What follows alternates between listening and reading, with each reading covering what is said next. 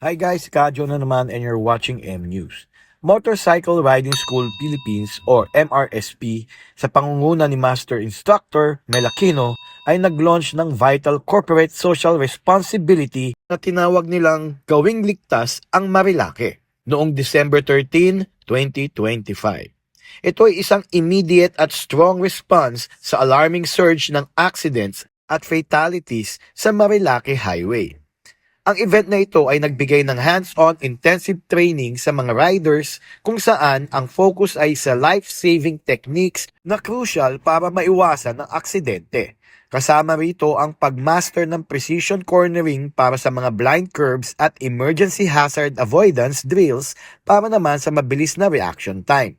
Layunin ni Melakino na matigil ang senseless deaths sa highway sa pamamagitan ng pag-address sa common causes ng accidents at paggawa ng bawat rider na maging steward ng kalsada.